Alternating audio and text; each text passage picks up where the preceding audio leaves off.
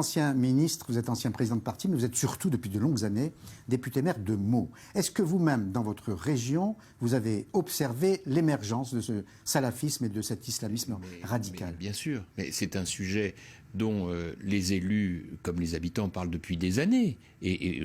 Vous vous souvenez du tollé général quand j'ai eu le malheur de dénoncer un certain nombre de comportements qui, certes, ne relèvent absolument pas du salafisme le plus radical, mais qui portent en germe des affrontements communautaires. Je prends deux exemples. Le port de la burqa.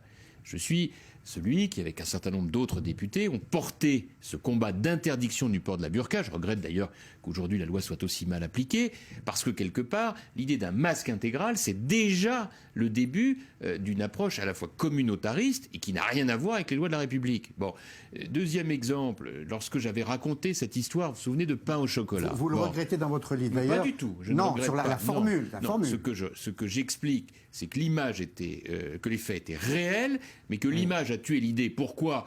Parce que les bien-pensants parisiens se sont jetés sur cette idée pour m'attaquer moi, alors que je ne faisais que raconter quelque chose qui est encore arrivé la semaine dernière à Nice, puisqu'une jeune serveuse à Nice, la presse le raconte, s'est faite agresser par quelqu'un qui lui a dit « vous n'avez pas à servir d'alcool pendant le ramadan ». C'est toujours cette même thématique d'une atmosphère par rapport à laquelle il faut apporter une réponse qui soit très ferme. Cette réponse, c'est dépôt de plainte, et c'est naturellement derrière le début d'un suivi. Car une personne qui est capable de se comporter comme cela, en termes d'agressivité, c'est forcément quelqu'un qui subit de mauvaises influences et auquel il faut attacher la plus grande importance en termes de suivi. Et cela va naturellement jusqu'au comportement de dérives salafistes les plus graves, pour lesquels moi j'ai proposé un code de la laïcité dans lequel on dit clairement les choses sur l'interdiction du port de signes religieux, donc en l'occurrence pour beaucoup de situations de voile dans tous les établissements publics, de faire en sorte que les imams désormais aient un certificat délivré par les universités françaises en matière de laïcité et qu'ils parlent français,